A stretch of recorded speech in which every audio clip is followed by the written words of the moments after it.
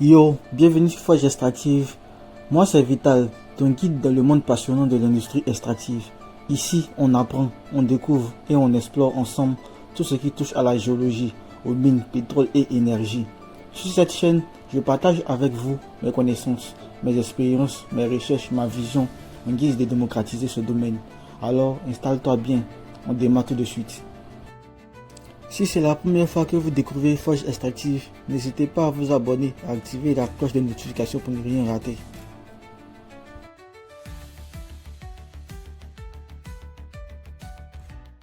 Sachez que cette chaîne est pour le partage de connaissances en vue de démocratiser le domaine de l'industrie extractive. C'est sur cette base que nous allons répondre à certaines questions qui ont été laissées sous nos différentes vidéos. Je me permets en fait d'apporter des droits de réponse à chaque question pertinente qu'on retrouve sous nos vidéos. Donc ici, on a la question de Monsieur Landry Annette, qui a demandé, qui a posé une question assez pertinente, qu'on va essayer de traiter dans cette vidéo. Et après, vous allez donner votre avis dans les commentaires. La question c'est: si un site artisanal alluvial d'une superficie de 20 hectares, quel type de fourrage est adapté pour avoir des informations nécessaires pour faire analyser et prendre une décision et lancer une exploitation? Donc voici la question de M. Landry Annette. Donc ici, j'aimerais le remercier pour cette bonne question, qui suscite un bon traitement. Donc ensemble dans cette vidéo, nous allons traiter cette question et chercher à apporter une réponse claire et nette. Étant donné que il y a plusieurs types de profils qui nous suivent sur cette chaîne, donc je vais introduire en fait cette question. Dans quel contexte on peut rechercher des réponses à travers cette question.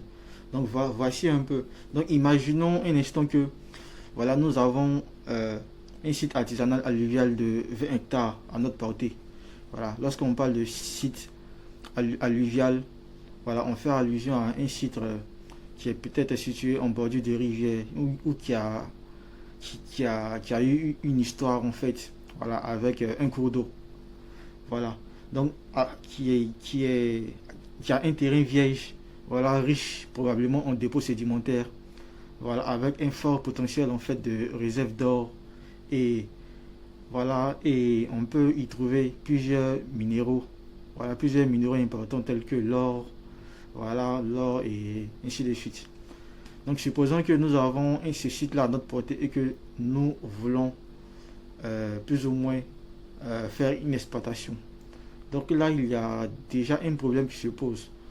Puisque on n'a rien pour prouver qu'il y a vraiment de l'or sur ce terrain. Donc on n'a rien, aucun donné pour pouvoir justifier une exploitation sur ce terrain-là. Donc dans ce cas, si on doit réellement travailler sur un terrain sans information, donc c'est-à-dire on plonge la tête en fait dans le vide. On fait des investissements, des investissements risqués, là où nous ne sommes pas sûrs en fait d'avoir un retour d'investissement. C'est-à-dire on a un terrain de 20 hectares, probablement minéralisé, mais on n'a aucune information.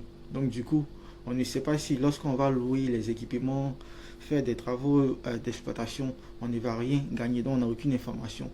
Donc ici déjà, ça montre qu'il y a d'abord une étude préalable que nous devons faire sur ce terrain-là, afin d'avoir quelques informations sur le type de minéralisation sur le terrain, afin de pouvoir faire une exploitation. Donc dans sa question, c'était quel type de fourrage on devait faire sur un site alluvial de 20 hectares de façon artisanale, pour pouvoir avoir les informations qu'il faut pour lancer une exploitation. Donc il faut savoir que le risque ici, c'est de perdre en fait tout son investissement, faute de données solides sur le terrain. Donc que vous soyez étudiant, professionnel ou simplement un profane, restez bien jusqu'à la fin de cette vidéo pour avoir une connaissance utile et pratique sur ce sujet. Déjà, lorsqu'on parle de site artisanal alluvial, on fait allusion à une zone artisanale qui est située dans un environnement alluvial. Voilà, quand on parle d'alluvial, on fait allusion à des alluvions. Or, des alluvions, c'est tout simplement en fait des dépôts de matériaux, voilà, qui ont été transportés par de l'eau. Voilà, donc ce sont des sédiments meubles, c'est-à-dire du sable, pavier, les limons, voilà, ce genre de matériaux-là. Voilà, donc une fois qu'il y a eu soit un essivage ou transport de matériaux d'un point A à un point B à partir d'un cours d'eau, voilà, on va parler de alluvion. Voilà, donc ces sédiments meubles non consolidés, voilà, sont appelés des alluvions. Voilà, donc c'est-à-dire qu'ils ont été transformés d'un point A à un point B à partir d'un cours d'eau. Donc, lorsqu'on parle de site artisanal alluvial, on fait allusion à quoi? Un site artisanal, voilà, qui est situé dans un environnement alluvial, un environnement qui a été où on a probablement des sédiments qui ont été déposés là par, c'est-à-dire des eaux de ruissellement ou un cours d'eau dans un coin. Voilà, donc ici l'objectif en fait c'est d'abord de comprendre le processus de réalisation d'un projet minier artisanal. Voilà, c'est vrai, la question elle est assez simple, mais en vue de donner une réponse très pertinente, en fait, je préfère en fait faire un encadrement sur le sujet afin de, voilà, de profiter pour expliquer en quoi consiste en fait un projet artisanal pour ceux qui ne connaissent pas ou pour ceux qui, voilà, qui n'ont pas d'informations à ce sujet. Voilà, vu que j'estime déjà que le domaine des mines est un domaine qui est assez renfermé et il y a beaucoup de détails que nous ne trouvons pas sur Internet. Voilà, donc on va essayer d'être un peu plus précis et expliquer beaucoup de choses afin de rendre ce savoir-là plus ouvert, voilà, à tout le monde. Ici, on parle du processus en fait de réalisation d'un projet minier sur 20 hectares. Voilà, tel qu'il a dit. Maintenant, avant de poursuivre, en fait, je vais essayer de élucider quelques petits trucs. C'est-à-dire, quelle est la particularité en fait d'une mine artisanale ou d'un projet artisanal, d'un projet semi-industriel et puis d'un projet industriel. Mais il faut savoir que déjà, un projet minier artisanal se fait à petite échelle, voilà, se fait en utilisant des moyens non mécanisés. Voilà, non mécanisés. Une mine semi-industrielle, voilà, là c'est la transition entre l'artisanal et l'industriel et ça se fait à moyenne échelle la plupart du temps ou peut-être même, voilà, sur le même 20 hectares, mais sauf que les moyens employés seront beaucoup plus sophistiqués, voilà, seront beaucoup plus mécanisés. Maintenant, lorsqu'on part sur un projet minier industriel, là c'est du haut niveau, voilà, ça se fait à grande échelle, c'est-à-dire sur plusieurs kilomètres. Voilà, et avec des moyens spécialement mécanisés. Voilà, donc tout est mécanisé avec des grandes technologies. Voilà, donc voici un peu la différence sur les différents types de projets miniers que nous pouvons avoir dans ce domaine-là. Donc ici, nous sommes dans le contexte en fait d'un projet minier artisanal, ce qui signifie que les moyens qu'on va utiliser pour faire la mise en œuvre seront des moyens humains, des moyens non mécanisés. Donc ça veut dire que tout va se faire à la main. Voilà, tout va se faire avec la force en fait de nos membres. Tout à l'heure je le disais, avant de pouvoir faire un projet minier, voilà, il faut d'abord s'assurer en fait de la présence en fait de ce que nous recherchons sur le terrain. C'est-à-dire on ne peut pas aller commencer à creuser sur un terrain pour chercher quelque chose qui n'existe pas. Voilà, donc il faut savoir réellement si cette chose-là existe ou pas. Donc pour cela, on utilise plusieurs méthodes. Et la méthode en fait, c'est d'abord commencer par la méthode de recherche et ensuite la méthode, commencer plutôt par l'étape de recherche et ensuite l'étape de l'exploitation. Donc l'étape de recherche ici se définit en fait comme l'ensemble en fait des étapes, voilà, qu'on va mener sur le terrain en guise en fait d'avoir les informations sur la minéralisation. Voilà, donc c'est l'ensemble de toutes les méthodes qu'on va utiliser pour pouvoir avoir des informations. Et c'est ça qu'on va appeler l'étape de recherche. Ce sont des activités en fait qu'on va mener. Maintenant, je tiens à préciser que dans notre cas ici, comme je l'ai précisé en tout début de la vidéo, ce sont des moyens humains. Voilà, donc ce sont des moyens peu mécanisés.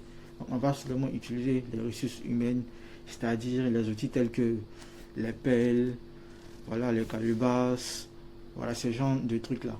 Donc il faut savoir que déjà dans un projet minier, les étapes ne changent pas. C'est-à-dire que ce soit un projet artisanal, un projet semi-industriel, un projet industriel, les étapes restent les mêmes.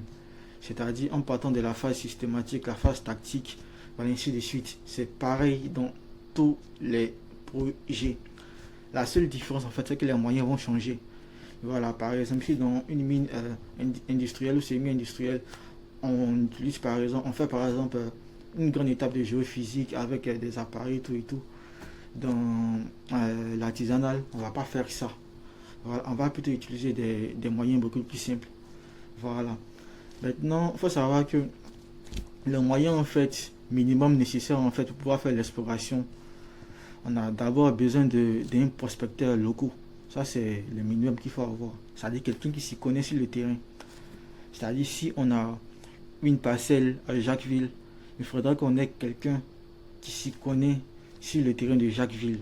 Voilà, pour nous renseigner certaines informations. Voilà, peut-être quelqu'un qui a vécu là-bas, non, un riverain de Jacquesville.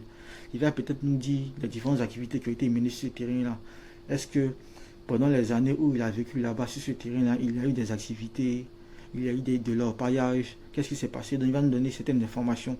Il va même nous accompagner sur le terrain. Il va nous donner la connaissance du terrain.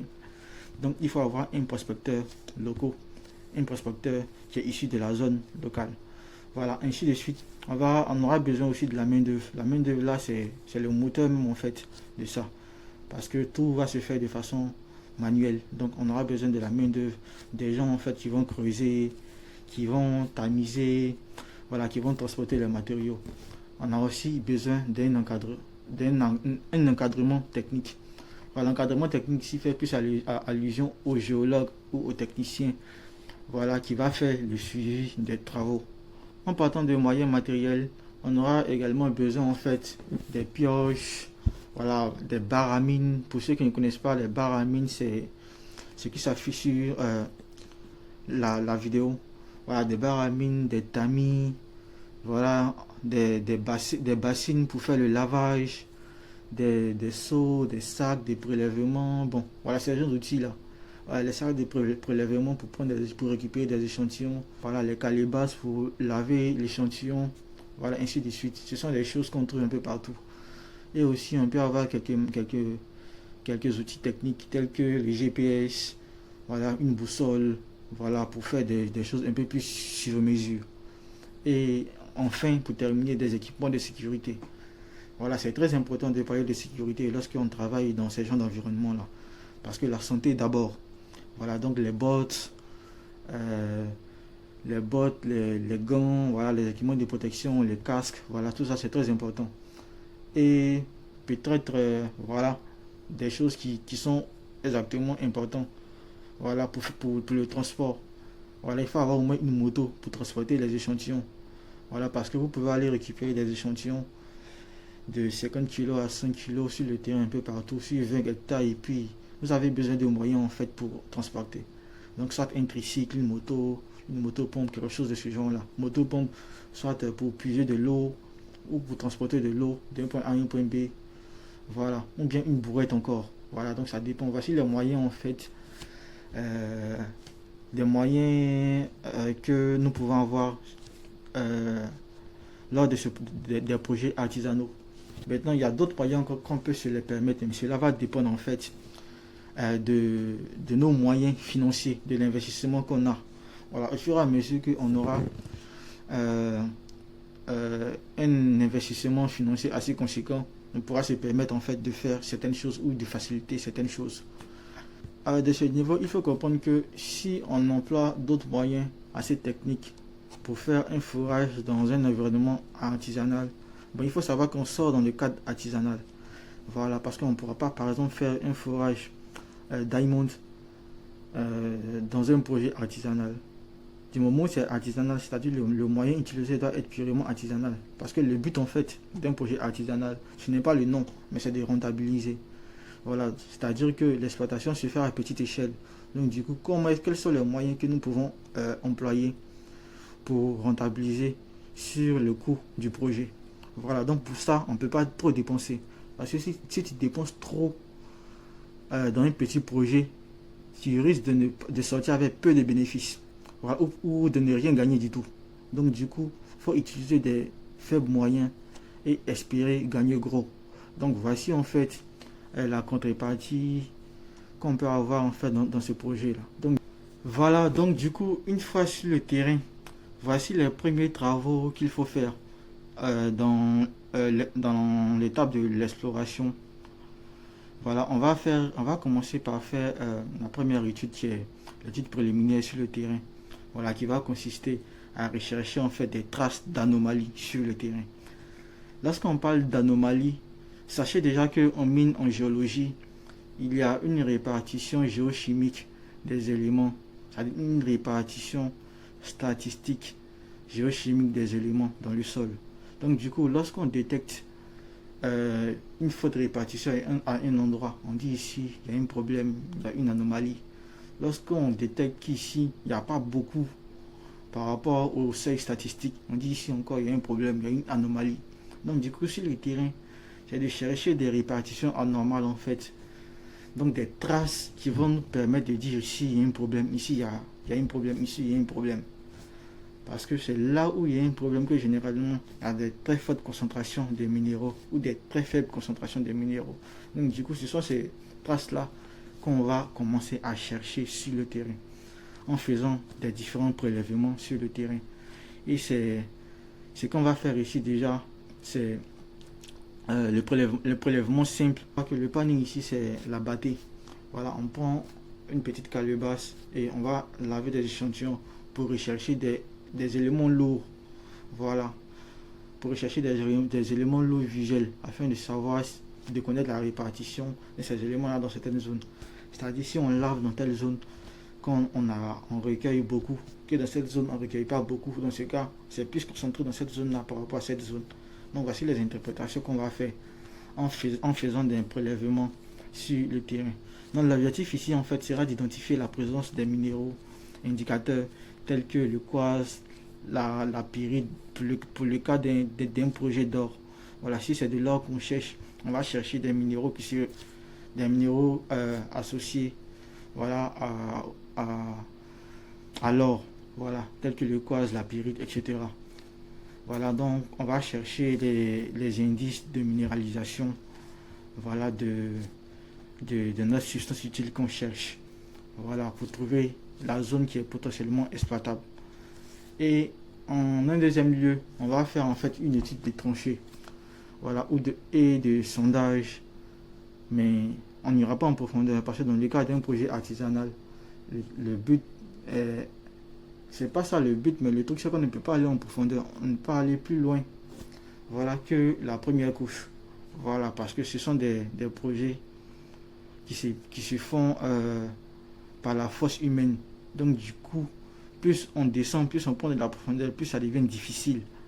Voilà, donc plus les moyens deviennent durs et plus ça devient difficile. Donc voilà, très souvent on reste à partir de 6 mètres, 7 mètres.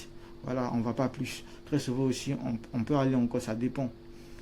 Voilà pourquoi chaque projet doit être bien encadré et beaucoup de facteurs doivent être pris en compte. Donc dans le cas, par exemple, voilà, des tranchées, des sondages, tout ça, on va parler de forage de tarière manuelle. Voilà, il y a un outil, voilà, qu'on appelle une tarière manuelle que vous allez voir apparaître sur la vidéo, qui est un outil en forme de vis, voilà, qu'on met dans le sol et qu'on fait tourner, qui va creuser. Donc ici, ça va permettre en fait de faire un forage ciblé, c'est-à-dire de cibler une zone, de commencer à creuser, soit par mètre. On va récupérer les échantillons qui vont monter et on va les faire analyser dans un laboratoire pour voir leur composition géochimique. C'est une méthode de forage en fait qui se fait très souvent entre 1 à 5 mètres. Voilà, parce que ça se fait manuellement. Donc au fur et à mesure qu'on prend, voilà, de la profondeur, qu'on touche des roches plus dures, ça devient encore plus difficile de continuer. Donc dans un terrain alluvial, on a tendance à croiser du sable, voilà, donc des sols qui sont moins rigides, qui sont mous, donc facilement pénétrables. Voilà, donc ici, ça ne doit pas poser problème. Donc c'est une méthode de forage qui peut être appliquée, c'est-à-dire le forage à la tarière manuelle. Donc les échantillons ici qu'on va récupérer vont servir à faire des analyses. Le deuxième type de forage également que nous pouvons exercer, c'est le forage à bas des mines. la barre des mines, comme je l'ai montré plus haut, c'est ça. Voilà, la barre des mines est un outil qu'on prend pour creuser.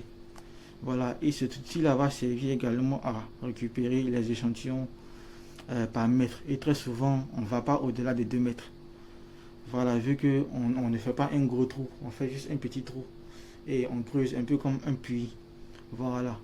Donc ça va pratiquement à 2 mètres en fonction en fait de la robustesse et voilà, du retrait du sol. Voilà. Donc ça aussi c'est une technique de forage qu'on peut appliquer dans le cas voilà, d'un projet artisanal alluvial. Donc ça va dépendre de la nature du sol. Plus la nature du sol est moins rigide, c'est-à-dire encore faible, mou, voilà, on pourra encore aller en profondeur. Sinon, la plupart du temps, c'est 2 mètres. Ils ne font pas plus que 2 mètres. Un sondage. Voilà. Mais il s'agit seulement de creuser manuellement avec la calebasse dans une zone alluviale. Donc, au fur et à mesure que tu creuses, il y a un trou que ça va laisser. Et c'est ce trou-là, c'est aussi un prélèvement d'échantillons. Donc, un sondage. Voilà, mais on ne va pas appeler ça un forage. Et lui aussi, il se fait en surface. Voilà, il ne va pas trop en profondeur. Donc, si tu as réellement trop creusé avec même 1 mètre, c'est pas sûr que tu vas atteindre. Voilà, si le sol aussi est beaucoup plus mou, là, il n'y a pas de souci. Tu peux bien prélever au fur et à mesure. Mais ça, généralement, c'est juste pour analyser sur place. Voilà, pour savoir s'il n'y a pas des minéraux lourds. Maintenant, les 2 autres premiers qu'on a vus, c'est-à-dire le sondage à bas des mines, voilà, et puis le sondage avec une tarière manuelle. Voilà, eux, ils vont plus en profondeur. Donc, ce sont les 2 là, voilà, qu'on utilise plus. Donc, quand on prend le cas de barre à mine, voilà, la barre à mine va nous servir à quoi? À faire des tranchées. Donc, les tranchées, en fait, ce sont des trous linéaires, disons des excavations, des trous linéaires qu'on fait, voilà, afin d'apprécier voilà les différentes couches que nous allons traverser. C'est-à-dire, on peut faire une excavation en ligne droite sur 3 mètres, ou sur 2 mètres, ou sur 5 mètres. Voilà, afin de regarder, d'observer les différentes couches et de faire des prélèvements. Voilà, donc avec la barre à mine, voici ce genre de choses, là, ce qu'on peut faire. Avec la tarière manuelle, là, c'est spécialement de façon verticale. Voilà, on fait un truc vertical afin de prélever directement les échantillons sans avoir à découvrir les autres surfaces. Donc voici la particularité des différents sondages qu'on peut effectuer, voilà, dans un projet alluvial artisanal. Pour répondre clairement à la question, on va dire que on peut utiliser 3 moyens dans un projet artisanal alluvial. Le premier moyen, c'est d'utiliser la tarière, voilà, la tarière manuelle. Le deuxième moyen, c'est d'utiliser la barre à mine, la pioche, tout ça pour pouvoir creuser. Et puis le troisième moyen, c'est de faire en fait un sondage à la bâtée. Voilà, un sondage avec le panning, voilà, tout simplement, voilà, à la bâtée. Mais très souvent, chaque type de moyen est adapté, s'adapte en fait à un type de sol. Par exemple, la bâtée, c'est spécialement pour les sols qui sont pas durs, voilà, qui sont dans l'eau, qui sont généralement dans l'eau. Voilà, genre au bord d'une rivière. Voilà, généralement, tu peux prélever facilement les échantillons. Donc, lorsqu'on va aller sur des sols beaucoup plus rigides, plus durs, plus compacts, voilà, on va utiliser la tarière manuelle ou encore la barre à mine, des pioches et des pelles pour creuser. Donc, voici en fait les méthodes, disons encore les moyens que nous pouvons utiliser dans le cas d'un projet artisanal alluvial. Maintenant, en faisant tout cela, voici les informations en fait que nous allons pouvoir avoir. En premier lieu, nous allons pouvoir obtenir en fait des informations sur voilà, la géométrie des dépôts, c'est-à-dire de comment est-ce que la répartition en fait des éléments là se sont faits. Voilà, parce que supposons, vous savez, nous sommes dans une science. Voilà, lorsque de l'eau transporte des matériaux d'un point A à un point B, il y a un sens de ruissellement, un sens de coulement, un sens de dépôt. Donc quand vous étudiez la géologie, vous allez voir que il y a une étude pour déterminer voilà quelles sont les couches les plus jeunes, les couches les plus vieilles, à quel moment ça s'est déposé, à quel moment ça voilà c'est parti. Ça dit pour retracer en fait l'histoire en fait. Voilà, donc logiquement, en faisant tout cela, en ayant les informations sur les différentes teneurs, la composition minéralogique, on peut rentrer, on peut pouvoir connaître la géométrie des dépôts, l'histoire du dépôt, comment ça s'est passé. On peut connaître la teneur moyenne, voilà, et la continuité en fait des différents minéraux que nous allons trouver sur ce terrain-là. On peut également déterminer quelle zone est exploitable, voilà, pour pouvoir faire une bonne exploitation. Voilà. Donc les décisions maintenant qui vont se prendre, c'est faire des bonnes analyses en fait de ces résultats qu'on a eu, faire aussi l'identification prioritaire de l'exploitation.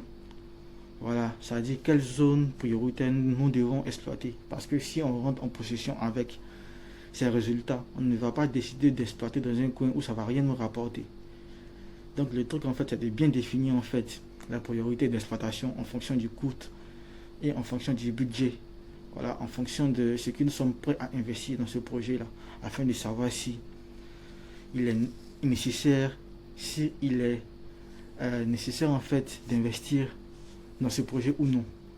Voilà, parce qu'il y a beaucoup qui perdent beaucoup d'investissements, leur argent dans des investissements qui ne leur apportent rien, parce qu'ils n'ont pas fait de recherche sur le terrain avant de se lancer. Raison pour laquelle on dit investissez dans ce que vous comprenez. Voilà, quand tu ne comprends pas un terrain, il vaut mieux ne pas y mettre ton argent. C'est lorsque tu comprends que tu y mets ton argent. Donc prochainement, si vous voulez commencer un projet minier, que ce soit artisanal, industriel, semi-industriel, la première des choses que vous devez faire, c'est de contacter un spécialiste en vue de vous accompagner dans ce projet-là pour faire une bonne exploration avant de commencer une exploitation. Donc l'exploration va vous permettre de savoir si vous devez faire l'exploitation ou pas. Donc pour conclure, il faut savoir que dans un projet, en fait, les étapes restent les mêmes. Les étapes sont toutes importantes. Voilà, l'étape de l'exploration, l'étape de l'exploitation. Et on va commencer par faire la prospection. On va exactement faire l'exploration. On va faire la collecte d'informations. Et on va prendre maintenant la décision. Donc tout ça, ça fait partie en fait de l'étape de recherche. La prospection, c'est la première étape, voilà, de recherche d'indices et d'anomalies. L'exploration, c'est les étapes beaucoup plus soutenues où on va faire des sondages. Voilà, on va bien faire des sondages, on va faire des activités beaucoup plus importantes afin d'avoir plus d'informations. Donc pendant cette étape-là, on va faire la collecte des données, c'est-à-dire collecter toutes les données qu'on a eues depuis le début jusqu'à la fin. Et après, maintenant, quand on aura les résultats, on fait maintenant la prise de décision. Très souvent dans les études, dans les projets industriels ou semi-industriels, on va parler d'études de faisabilité. Donc on fait une étude pour savoir si le projet il est possible. Si le projet il est possible, donc on fait une étude de faisabilité. Donc c'est pareil en fait dans un projet artisanal. Peu importe la superficie, tout et tout. Pour faire court, sachez que dans un contexte en fait strictement artisanal, où les moyens sont limités, l'exploitation repose en fait sur des outils manuels. Et c'est ce que j'ai dit dans la vidéo. Donc ça va nous permettre en fait d'obtenir en fait des informations fiables sur le terrain pour voir la continuité en fait de la minéralisation, la profondeur, pour savoir où exactement nous devons creuser pour pouvoir être rentable sur le projet. Donc les seuls types en fait de forage qu'on peut faire dans ce cadre-là, c'est le sondage à pelle pioche et les tranchées, sondage à barre de mine et puis sondage tarière manuel. Donc sur ce, j'espère que vous avez aimé cette vidéo et j'espère que vous avez appris une nouvelle notion dans le domaine de la géologie, les mines. Et à très bientôt pour la prochaine vidéo.